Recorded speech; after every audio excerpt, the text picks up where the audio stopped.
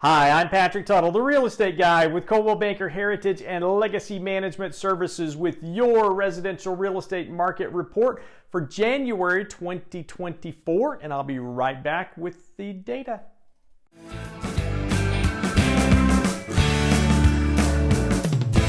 All right, so we're back with the report, and here's what's going on in the residential resale market. So resale homes, we saw a little bit of a dip back here in December, and we've got an increase in inventory here in the month of in the month of January, and our sales have pretty much leveled out. Now, specifically, this is the data. Sales are down 2.8% year over year. That's a good sign because that means that we're starting to level out and to get to that point where we could probably start rising maybe by Q2, maybe into Q3 of 2024. But remember, this is an election year, and as we get into the end of Q3, we're probably going to be on a downhill slide because we get that uncertainty as to who's going to be in the office for 2025 and beyond. Now, months of inventory is up 75.2%.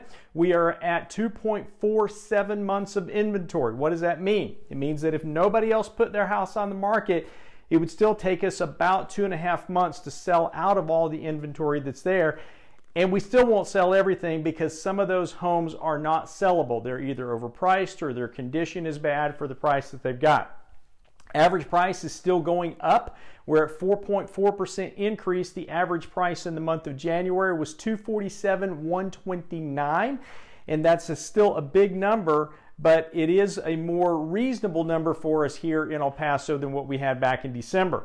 Average size of the home continues to go down. We're at 1,740 square feet for a resale home in El Paso. Price per square foot is tracking a little bit higher than what the average price is. We're up 6.9% year over year at $143.90 for the month of January. And days on market, 67 compared to 58 last year. Not a huge difference, but consider the longer people keep their house on the market, the more taxes and insurance and interim interest they're having to pay. So the longer that takes to close a sale, it's costing those sellers more money.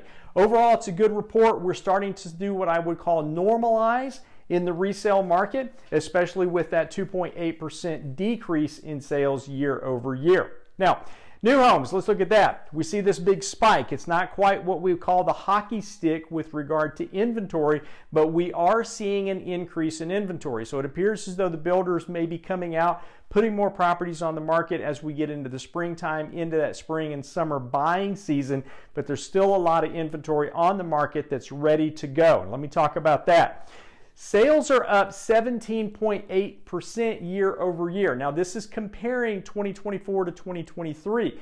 Last year, we still hadn't gotten all of the kinks out of the supply chain, and the builders were still trying to deliver on homes that they had put contracts in 9, 10, 11, 12 months before.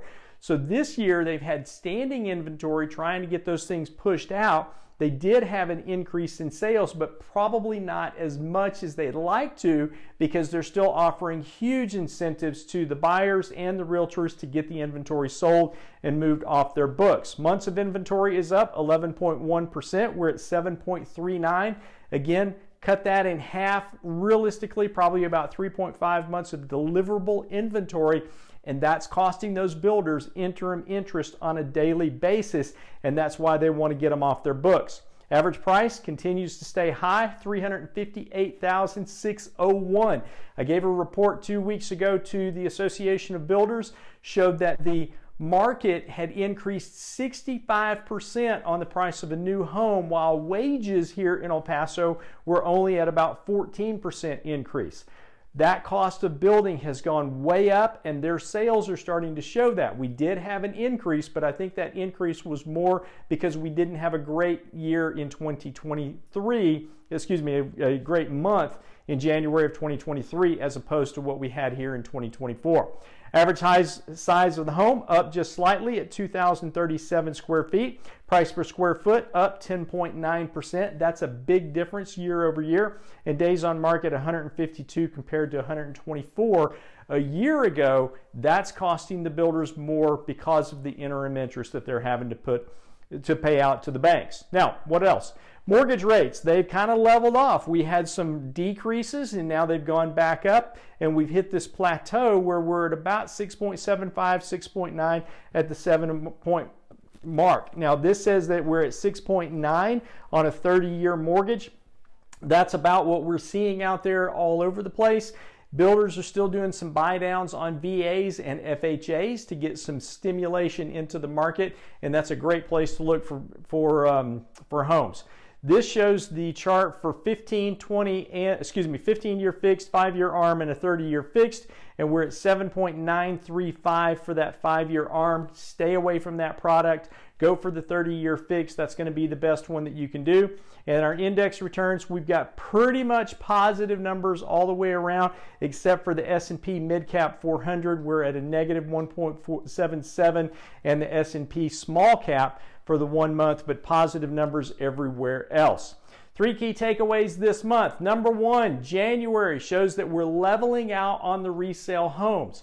Good news, because the market is starting to what I call normalize when it comes to those resale homes. With only a 2.8% decrease in sales, that tells me that the economy is doing well, that our resale homes are starting to catch up, and people are just getting to the point where they're saying, you know what, the price of money is what the price of money is.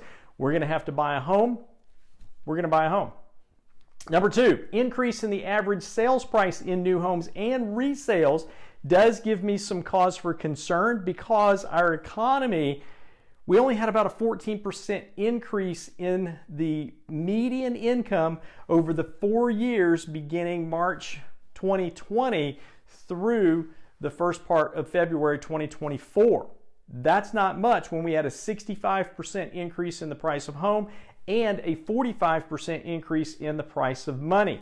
So this really concerns me here when we see those prices continue to rise, and that's probably the biggest reason why we have a decrease in sales in the resale homes.